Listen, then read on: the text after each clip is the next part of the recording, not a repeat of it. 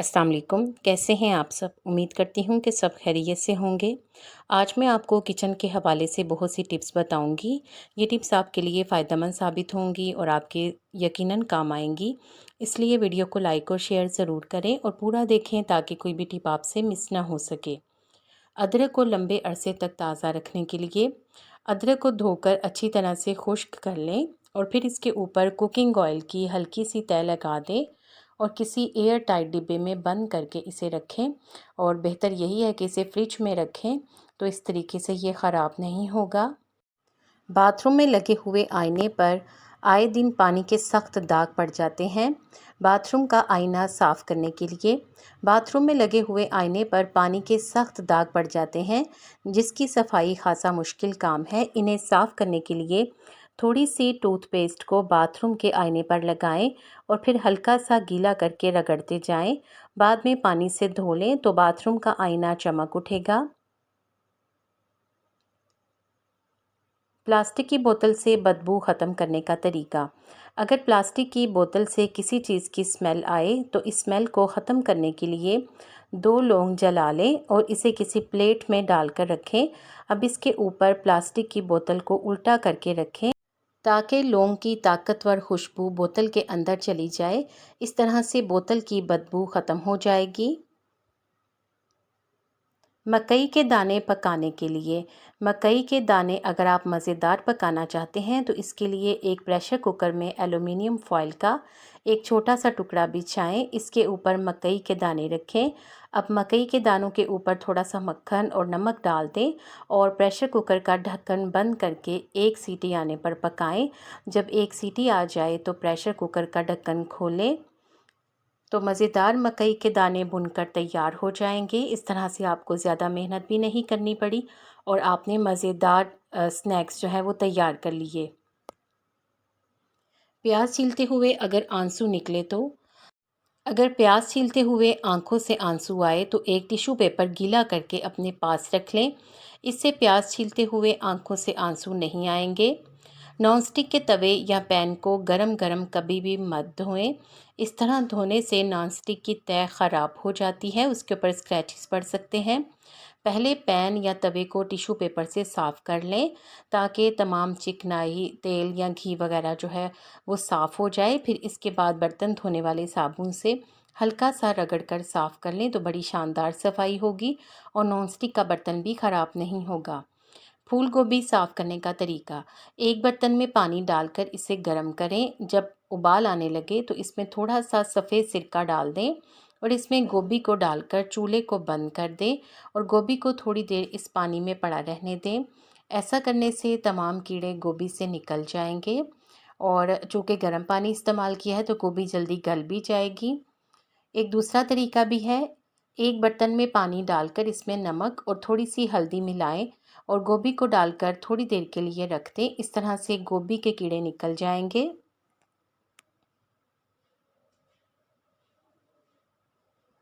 अगर pressure cooker का rubber ढीला हो जाए अगर प्रेशर कुकर का रबर ढीला हो तो इसे टाइट करने के लिए इसे बर्फ़ मिले ठंडे पानी में 5 मिनट के लिए रख दें।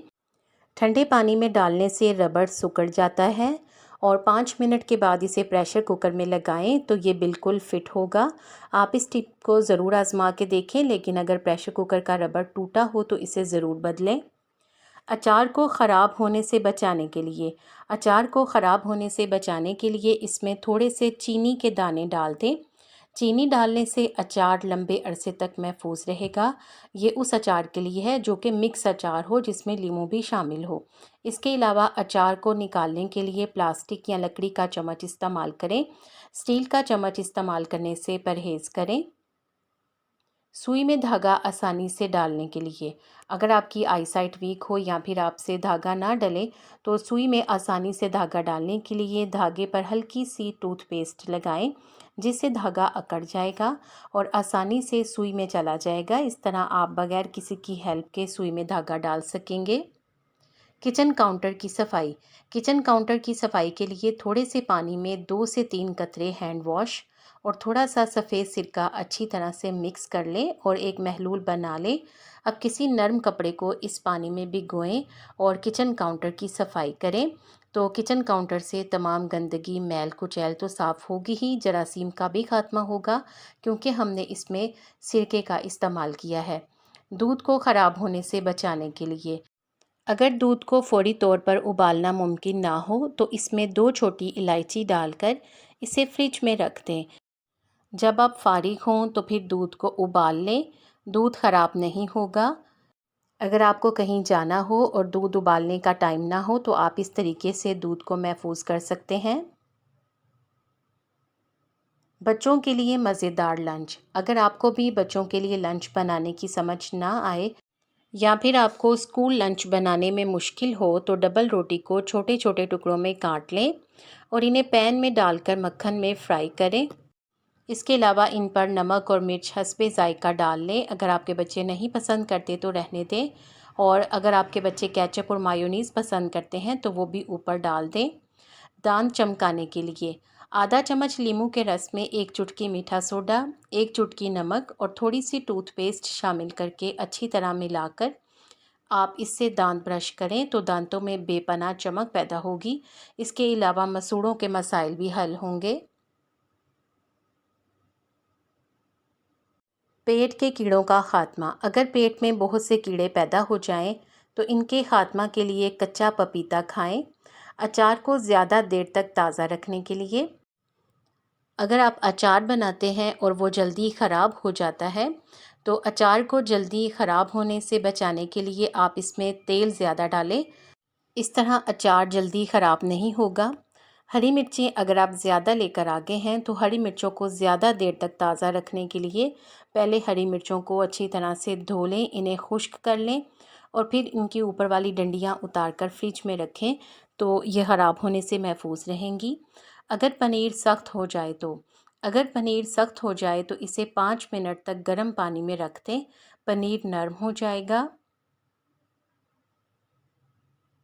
अगर पेट में दर्द हो तो अगर अचानक पेट में दर्द होने लगे तो थोड़ा सा काला नमक लेकर नीम गर्म पानी के साथ खा लें तो अफाका होगा, लेकिन अगर आप ब्लड प्रेशर के मरीज़ हैं तो फिर आप नमक ना खाएं। मज़ेदार नाश्ता। नाश्ते के लिए जब भी आटा गूंदें तो इसमें थोड़ा सा बेसन शामिल कर दें। बेसन डाले हुए आटे से जो पराठे और पूरियां वगैरह बनाई जाती हैं वो खस्ता और मज़ेदार बनते हैं।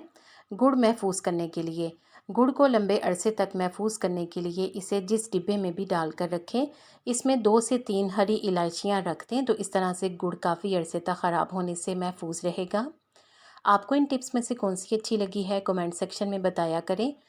वीडियो को लाइक करके शेयर कर दें, आपके शेयर करने से किसी का फ़ायदा हो जाएगा। उम्मीद है कि आपने चैनल को सब्सक्राइब कर लिया है। अगर अभी तक नहीं किया तो जल्दी से सब्सक्राइब करके बेल आइकॉन ज़रूर प्रेस कर दें ताकि आपको इस तरह की मालूमाती वीडियोस टाइम पर और सबसे पहले मिले। आप सबका शुक्रिया।